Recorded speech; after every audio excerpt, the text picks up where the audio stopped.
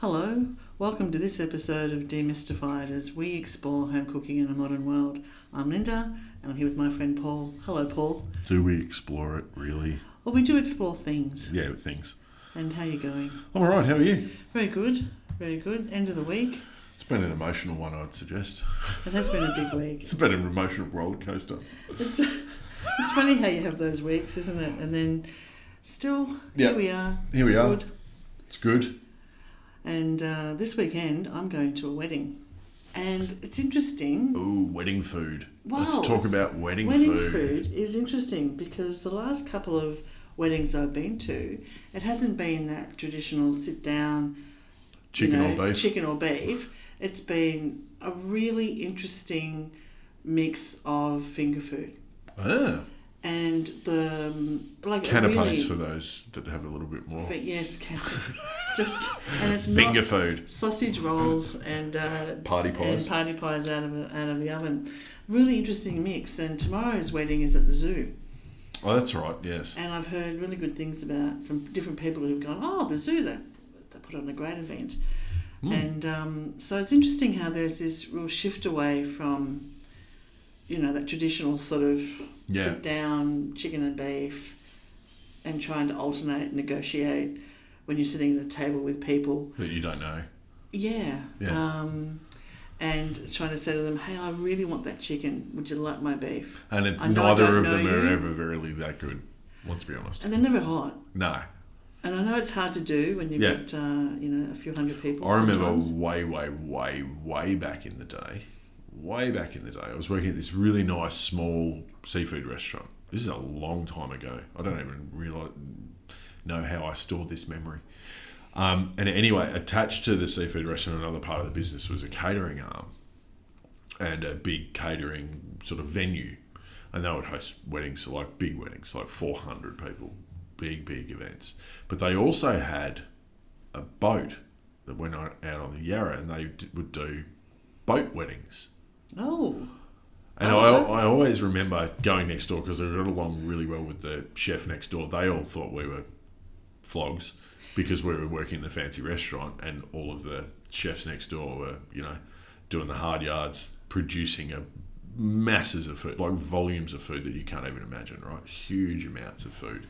And to the best quality that you could, but as soon as you start producing that sort of volume, obviously you lose a little bit of quality. But then to add to the mix, like take that stuff down to the docks and put it on a boat and then serve it, like it was and a whole... keep it health and safety conscious. Yeah, it was a whole... Yeah, those rules were probably pretty loose back then, but it was a whole nother scenario. So, yeah, wedding food. I also do remember a wedding which was quite a while ago now, it'd be over 10 years ago, where it wasn't the canapé type thing, but it wasn't the... certainly like alternate main courses. They actually brought out and did middle of the table, and it was an Italian themed wedding. So every table had a big porchetta roast, and they had caprese salads, and it was beautifully done. Wow. And this is quite a few years ago, but I have also attended a canapé wedding. The only thing is it's never enough because people are getting on the drink and there's never ever enough canapés. And I think that's something that, whenever I've hosted canapé events, I'm super conscious of, because generally they're there in the evening, and that's when people would have a meal. And if you don't get enough, and you have experienced this recently too, it might not have been a wedding, but at any event or functions, for some reason you always feel like you miss out. Yet the person that's hosted the event has paid a fortune for canapés, but there's some sort of Casper the Ghost situation that the ghost is sitting in the corner just consuming all the canapés before they come out, and you just end up with three little seagulls. Yeah, you end up with three little bites for the entire evening, and then you're like, oh well, what are we going to stop and get on the way home? Yes. It's funny, isn't it? Yeah. But at Brendan and Simone's wedding in November 19, they had a mixture, but they had a big platter. They had platters of food out on a long table, and then there was other food circulating. Yeah. So at all times, if you didn't feel like you were getting something, you could always go over and grab that thing from the table. Yeah. Which was good. But for people who were it was a beautiful wedding. Whereas a wedding I went to in 2020, snuck in under the 25-person rule, the food was brought to the tables in that sort of way. So there was plenty of it on the table, and then the next sort of round of canapés had come around. Because they didn't want people sort of mixing around. Once you sat down, they wanted you to stay. Because it was easier for everybody then. And that was fine. But tomorrow it'll be interesting because it is a real trend away from that sort of... traditional... Well, I know this was a very long time ago, but remember when Dougie turned 50 and we had... Yes, I do. Yes, and we had that big party above a wedding reception. What I found interesting then was that we had the same menu. There was a couple as the wedding going on downstairs. So there was a couple there going to have their sort of taste testing and what they'd like to have for their meal. And that was great. And the friend of Doug and mine that went, James, the lovely James, who's now in Germany, went upstairs and had a look at the venue and sort of worked out what's what. And the same menu, but I reckon it was a third of the price. Yeah. We were just upstairs. Yeah. So there wasn't even a levy to bring it all up to us. No. But it was the same food. And it was great. Everyone sat down. We had a meal. It was, you know. I can't remember it, but I was there. But it was that same sort of, a bit. Yeah. No, I think you were a little bit... preoccupied. I think you had a big relationship with a couple of beers that night, like most people by the end. Yeah. And there was a live band. I left early. Because I think you had... anyway, we're not going there. But there was a live band and it was great and they all got fed. And the food was fantastic for what it was. Yeah. But it was a third of the price that the people downstairs who were sitting on the white tablecloth. And I thought that was interesting. But there's this real push now to... The problem is you attach the word wedding to anything and the price goes up. Isn't it amazing? Yeah. Amazing. Like, really. Yeah. And for those that have listened to a few podcasts previously, I'm a big supporter of the hospitality industry as it stands. And I know, it costs a lot. It's a funny thing to say, I suppose, but it costs a lot to make money. Yes, because the overheads are extremely high, especially when you get large volumes of people and they need to be looked after and all the rest of it, and I understand. But yeah, sometimes some of those things I just look at it and go, really? But we're not here to bash people. No, but it was just... But I'm looking forward to it. I am looking forward to going. Well, possibly what you could do is start making a little bit of contribution to our social media and take some snaps of the food and let us know what it's like. Well, I have got a few that want to that have known certainly known one of the parties all of his life, and through me, and going away with dragging the boys away when Doug and I were going away. So there's a few people that want photos, so I'll try to remember to do that. But it was good, they had the usual list of what I find interesting with that. You've got this mobile people then to logistically sort of manage. You've got not people sitting at a table where you can say that person there, table 5, seat 4, is a vegetarian or a pescatarian or vegan. You've got people rolling around everywhere, and the poor waitering staff have got to remember what's in the dish, who they can serve, what's what, and be answering a whole lot of questions. Is that got this? Has this got that? So that they don't say the wrong thing to somebody who might have an allergy or might not want to eat that food. So it's actually a lot more work on the waitering stuff, I would have thought. And they have that pained look sometimes when they know that they've come out and it's late and everyone's been, on the giggle juice a bit. And they have that pained look if they know they're going to walk out that sort of door and get swamped. Yeah, and get attacked. And they're looking at the people at the back who are kind of waving at them desperately saying, come to me, come to me. Yeah, and why are they waving? Because there's never enough. Well, it'll be interesting. I will speak about this. I will tell you whether there was enough. But looking forward to that. Nice sunny day in Melbourne tomorrow, predicted. Yeah. At the zoo. So what's wrong with that? Nothing. The zoo is great. Melbourne Zoo is really lovely. Very lush at the moment. So you're not going to do any cooking, are you? None. Probably not. Yeah. Okay. Oh, well, maybe Sunday night, but no, probably not. Yeah. Okay. What about you? I did a bit of cooking this week. Not for Cooking with Steam, but for work. So I did a bit of cooking, a bit of messing around with a few different sort of settings and having a look at a few different results for when baking bread with your combi steam. So I've been sort of exploring that a little bit. The last few loaves I've baked all differently to see if there's a marked difference between settings, volumes of steam and all the rest of it. I did notice that your jar, your sourdough starter was empty and in the sink. It was just getting it clean. Oh, was it? Okay. Yeah.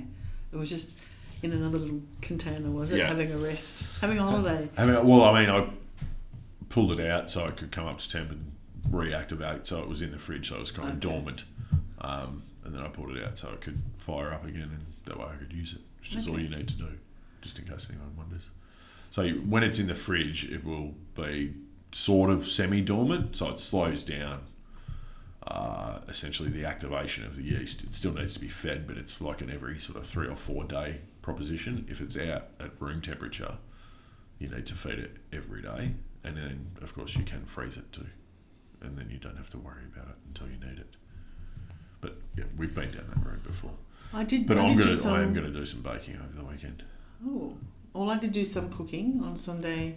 I had a couple of beautiful friends around, and I made the shepherd's pie. Well, I made cottage pie. Yeah, I forgot about that.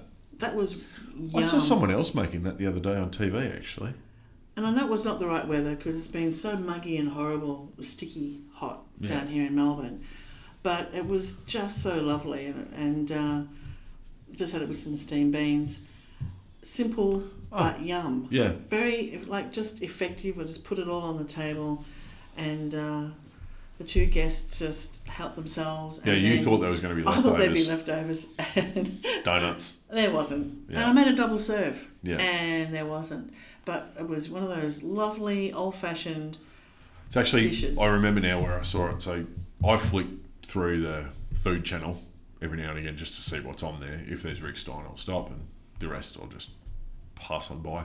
But anyway, apparently there was this, I think it's an old show, but there was a new show for us, which was Royal Recipes. Oh, I saw that. Yeah. Yeah, I've seen one of the episodes. I don't know. It's weird, the fascination with the royal. This is the English royal family, or the United Kingdom royal family, so the Queen and Commonwealth royal family, whatever you want to call it.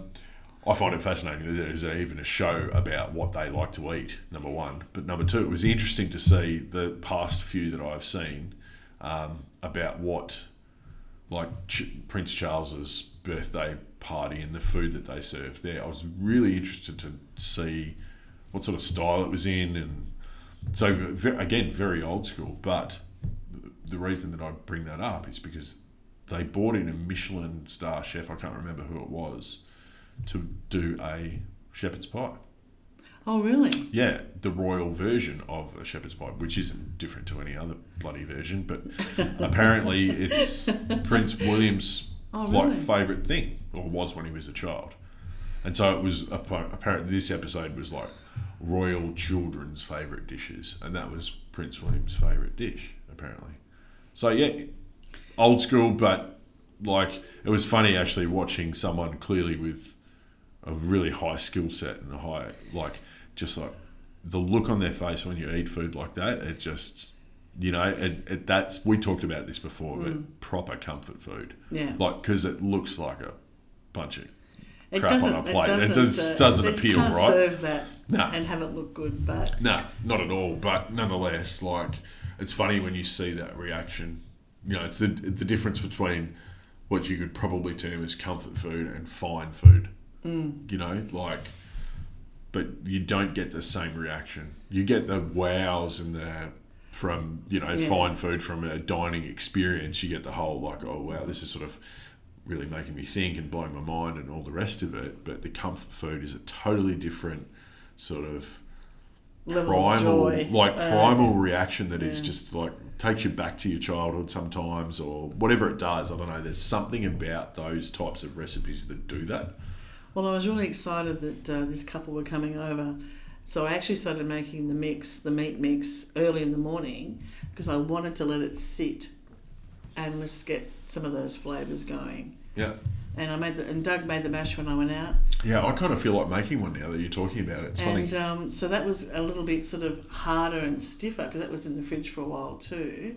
But when I took it all out to assemble it to then bake it, and that was also another good thing. We've talked about this before as well, but they're coming over. I really wanted to see them. It'd been a long time since we could sort of sit down together and catch up.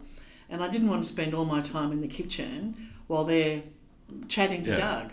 I wanted to be in that conversation. So cooking something like that was great. You know, steam beans and the mix. It's about the pie was in the oven. Active versus passive cooking time. Just sit down and take it out, put it on the table, serve it, and then I had already made a self-saucing chocolate pudding, which is one of their favourites as well, and that went in as soon as the pie came out, and that sort of cooked along, and there was leftovers, but they took those home. Yep. But there wasn't any shepherd's pie, so the double batch, and it still got eaten. So it was a lovely testament to shepherd's pie. Yeah, to shepherd's. Well, it was actually cottage pie because it was beef. But there you go. Yeah, nice.